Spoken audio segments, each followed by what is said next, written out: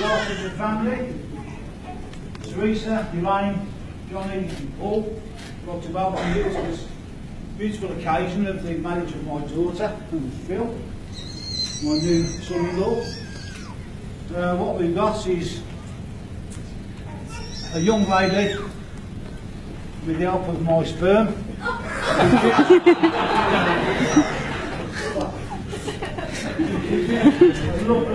loving, thoughtful, caring. Have you messed with it?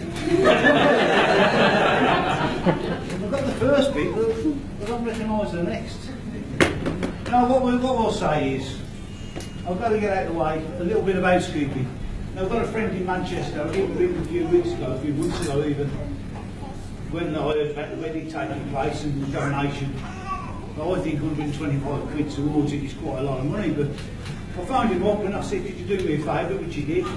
So I'd like to give this envelope to Kelly, and it does choke me up, to be honest with you, and I might hear the emotion in your voice, but could you open that and read it, please? Hold it up. Turn it down.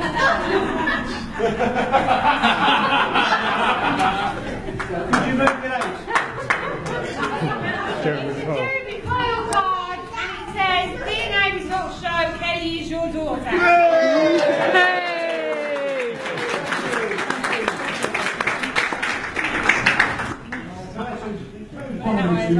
Anyway, so what we got is, I've got a bit of a confession session to Kelly from the bottom of my heart. When I used to give her 50 pence when she was a baby, she used to run across to a money box, turn the handle, the telly would come on, the lights would come on. I've got to admit, Kel, it wasn't a money box. And then we've got the story of your great-great-great-granddad, who I told her drowned at sea on a lifeboat saving sailors, where in actual fact he fell into a vat of best pizza that Ansel brewed in Birmingham, and he drowned. The bad thing about, or the sad thing about that, he got out 4 times to have a wee. His mates tried to rescue him, they threw things in and everything else, but he fought him off bravely and sunk to the bottom and won't see again. Now, I'm doing this a little bit short, so what I was going to do, because I've got to sit next to it in a minute. I didn't realise that close to her. But never mind. Now, there's one thing that'll stick in my mind for the rest of my life, and I really mean this. When she met Phil and they progressed in the relationship, and said she was moving out, and came just before Christmas, they started moving stuff out. And we used to watch her take off on the way to Upton with a car full of bits and pieces and this, that and the other, and we watched the room slowly empty and empty. And me and the mum used to look at each other, and the final trip, the final day that she took the last bit of stuff. Now we've got a bit of a family heirloom, which is a very expensive rabbit called Stonker that I got from abroad when I was working abroad. And I bought it back from Holland, in fact. It was really expensive because I was doing diamond smuggling at the time. But when I came back, I thought I gave it to Kelly, but she loaded the car, and as the car pulled away, I swear I saw Stomper Baby. And there was a lump in my throat turning me. I looked across at Elaine, and she had the same. I walked back into the house, and I'm going to be the first one to admit I broke down and cried like a baby. It was like being stabbed through the heart, knowing that my little baby finally grown up and fled the nest, and also took 3 weeks' rent she owed me. I'm going to see it again, but never mind. Now Phil, you know of me, you know of the stories of me, you know a bit about my past. I've got skills I acquired over a distant but long career. Skills that make me a nightmare for any man that wanted to take my daughter. In fact, it was easy to get into the SAS than get into my daughter's knickers. One thing I will say, Phil, if you don't look after her, which I know you're going to anyway, if you don't let her bully you, if you give in and give her the answers that she wants, if you don't learn to say no, if you let her pinch her, punch her and put you there, then Phil, I'll come and look for you. I will find you, and I'll give you a very good telling off, because Kelly's on, I can't swear. She's got me again. She's got me again. You know what I mean?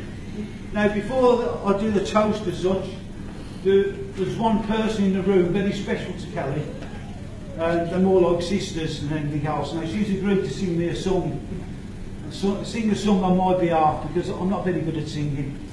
Now, I'd like to put a warm round of applause for Zoe, who's going to sing us that song.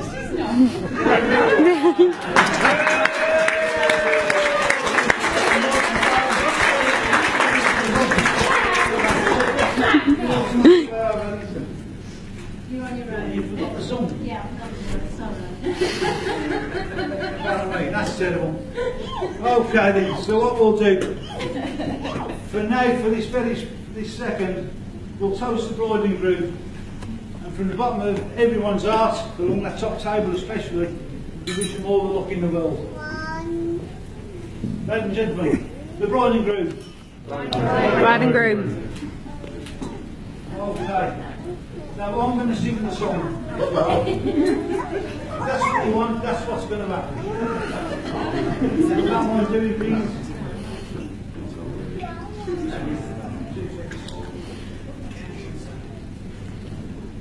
Something just turned around. 2 minutes.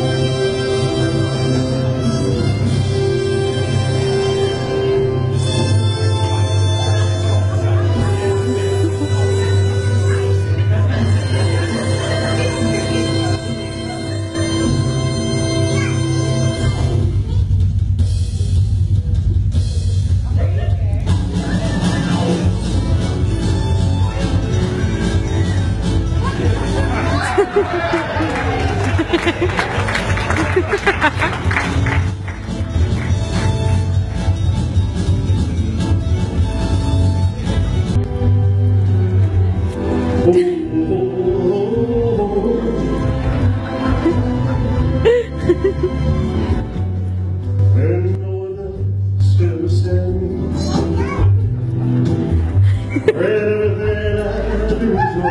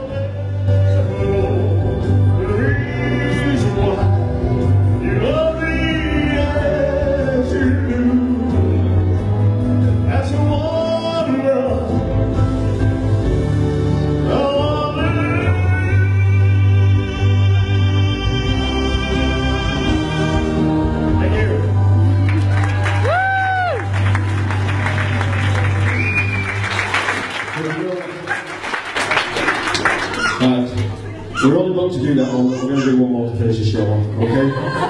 So, before we do that, I'd like to 3 cheers for the happy couple. Hip hip! Hooray! Hip hip! Hooray! Hip hip! Hooray! Thank you very much. Okay, that was this favourite song, ladies and gentlemen, was from a movie called Blue Hawaii, and it's this one. Thank you very much.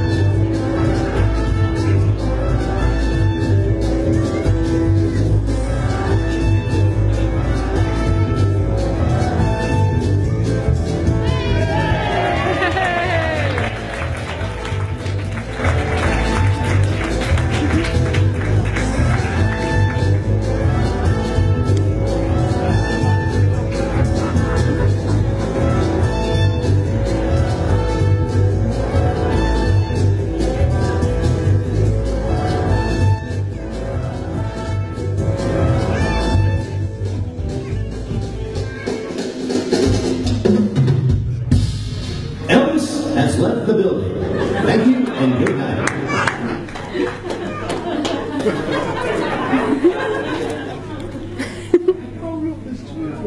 Yes, you won't make it. If anyone wants a photograph taken before we can continue, it's all up to yourself.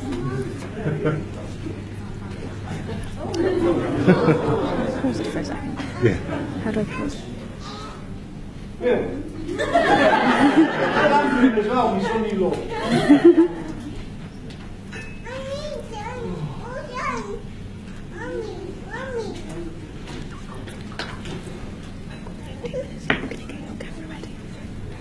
Good afternoon then, ladies, gents, family and friends. Can you all hear me at the back? Yeah. So. Yes, I'm just ignoring you. Business as usual. Yeah. Just want to say a big thanks to Mick for his kind words and the performance. Trust me, friend, because all that was kind. His speech was good, he's going to do mine for me, so thanks, Mick. As many of you will know, I am of the shy, retiring type. I like to keep quiet, keep my opinions to myself, so you can understand my nervousness of standing up here in front of all of you making a speech. As many of you will also know, I'm a compulsive liar. I am still nervous though, that is true. I have been fearful of this bit for weeks, and as you can imagine, this is the first time today I've arisen from a warm seat with a piece of paper in my hand.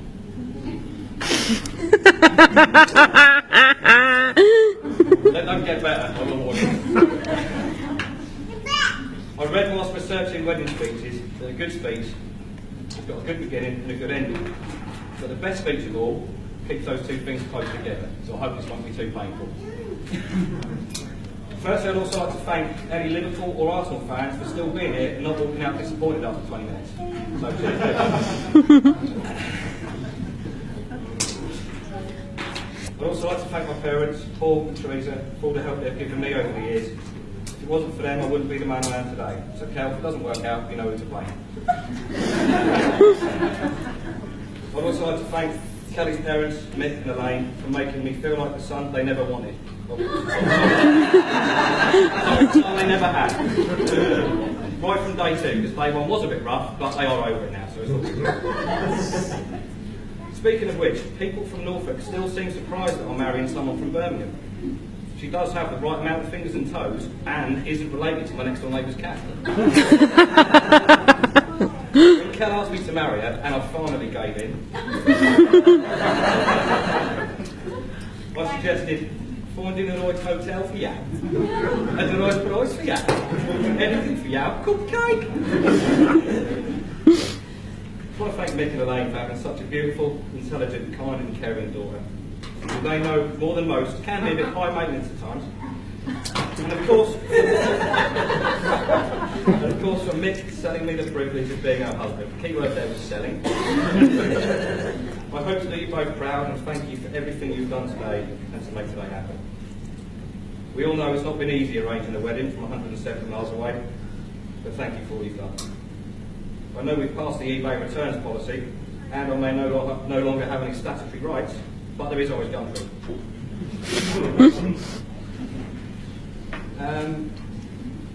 So I've got a little present for Cal.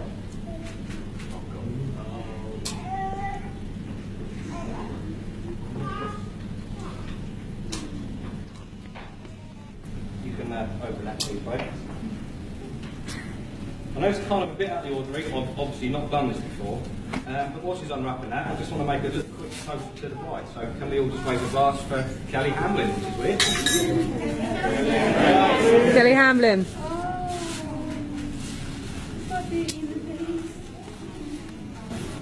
Never before have I met such an intriguing lady. Educated with absolutely no common sense. Just look at it, she's married.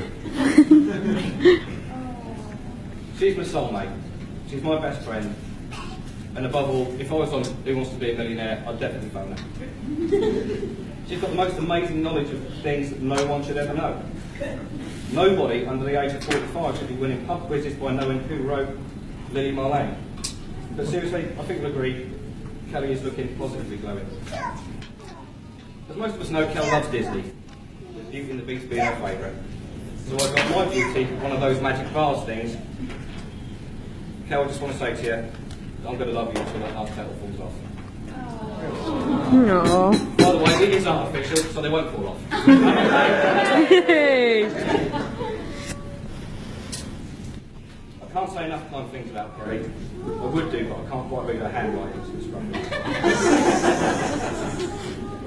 Also, I want to say a big thank you to Chris, who's been sort of helping me out doing various bits and bobs.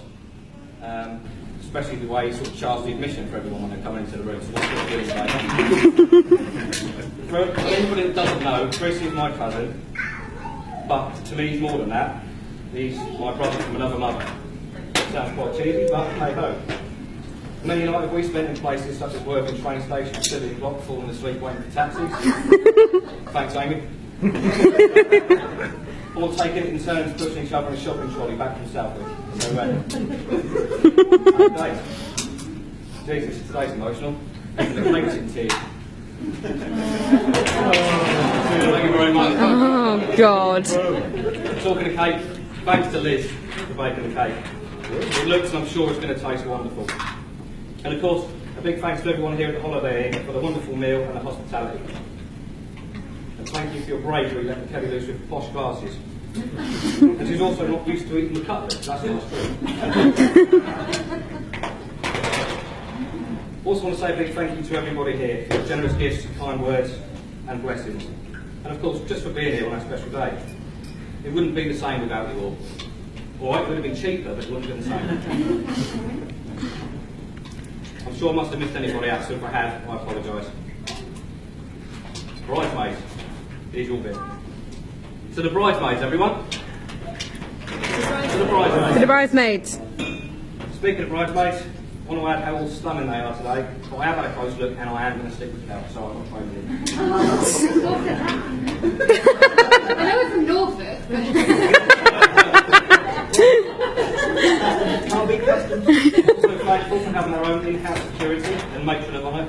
she beats the Stevenson limit. If there's any trouble today, Zoe does love a bit scrap. Seriously though, Zoe, thanks for what you do, and thank you for being a friend you like and help. So we've got a couple of bits in here. Just want to dish these out. Sorry if it's dragging on, but please bear with me. Try my best. Can I have some presents collected, please, Heather? Rosie? Do a little something from us to say thanks to you. And so, you can have Isabel's as well for doing a stellar job, staying awake and making us all look positively insane. Mum.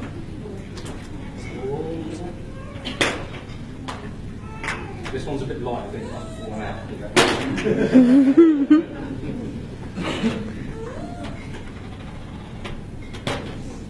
No problem. And I haven't forgotten the groomsman.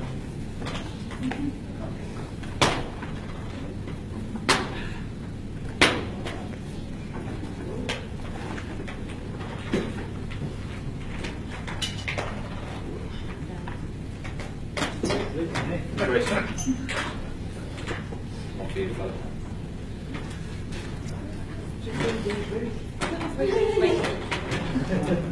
So with the presents, that's pretty much about me done. But last but not least, I'd like to say thanks to my best man, Jonathan. He's always been like a dad to me for many years, and I'm grateful for all the family that I have around me. Old hat and the new. I wouldn't be here today without you. And that's the truth. And Mum, what can I say? Always will be the special lady in my life. But you can rest easy, I'm not going to talk to her now. She's alright, really. Almost forgot. One more toast to the most amazing woman I've ever met. The love of my life and my better half, Cal. I never knew how I'd feel if I ever met the one, and I never thought I would. But you showed me what true love really is. You make me so happy, and I love everything about you. Please, nobody spike a drink, because I don't want our 9-week-old bump intoxicated. Yeah, that's right, you heard it here first. I'm going to be a dad!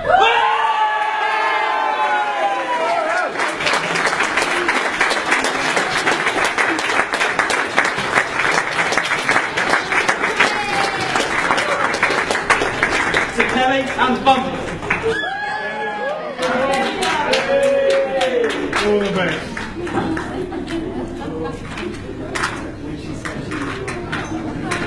Now over to the best man. Hi everybody. I don't know the hell I'm going to follow those two.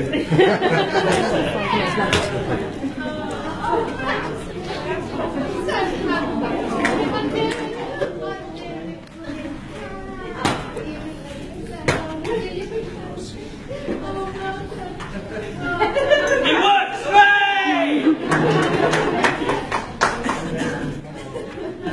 Good sale! Okay, no pit sale. It's still there. You don't have any badges. I'll make a set. Hi everybody. I'm Johnny the best man. And this is my proudest moment. I'm Phil's best man. And it's taken him 19 years for him to publicly admit I am the best man. Thank you, son. Firstly, on behalf of the bridesmaids, I'd like to thank Phil for his kind words. I think everybody would agree that the bridesmaids look beautiful and did a brilliant job of making sure Kelly went against her better judgment and actually turning up today. I would also like to thank Chris for his role today. You've done a great job, Chris, especially managing to stay silver this late in the day. Before I start the customary character assassination of the groom, I think we all agree that Kelly looks absolutely stunning today. Son, I think you've done extremely well, and you've found someone who's beautiful, clever, charming, funny, kind and caring. Teresa and I are delighted to welcome you to our family. Well done.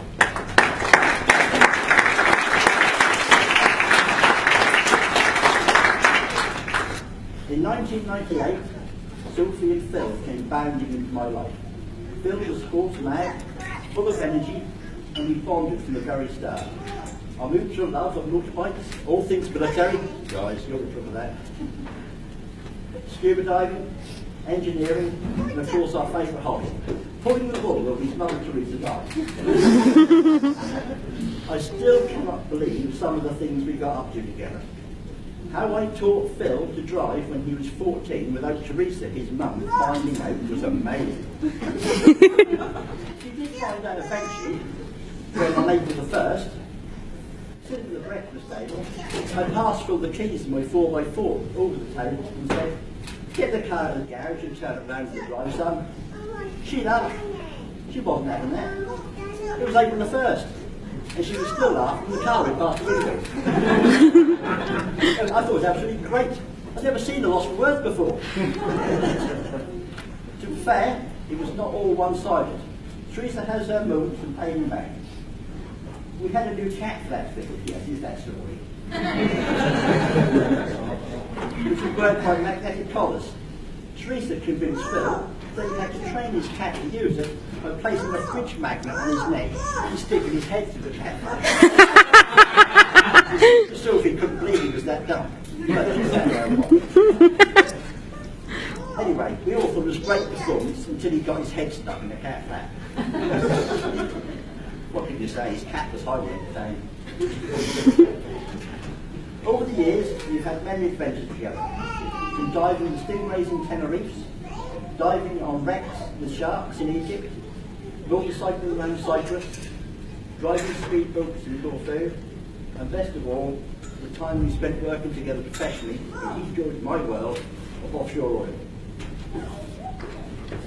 I was proud as punch when Phil accompanied me on his first trip offshore to a drilling rig. It's not an easy life, but Phil threw himself into it with his usual enthusiasm and quickly adapted to the new surroundings of the crew. Yes. Even to the point of getting on the loudspeaker system with the best Geordie accent to try and cover his tracks, and which the mainly Scottish naturalist crew took us on this day, a happy Culloden Day. For those of you who don't know Angie, 1745, the English massacred the Scots at Culloden, so as you can guess, they were not very amused. Phil brought a smile to my face on many occasions offshore, but my favourite was when we worked in the well bank and I heard the word, "Dad," come from the other side. The other crew grinned, but I was proud as punch to work with my son. We made a good team and we did some great jobs together.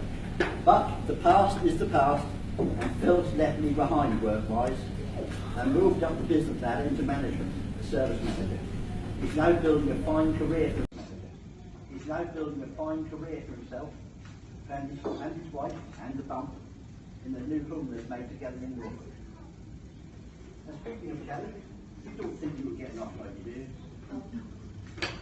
It's not common knowledge that my wife Teresa actually got this two together.